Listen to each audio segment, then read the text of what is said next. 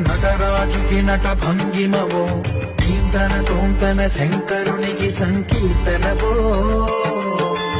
ఈశ్వరుడే అనునిత్యం తనలో తలచుకునే ఓంకారమువో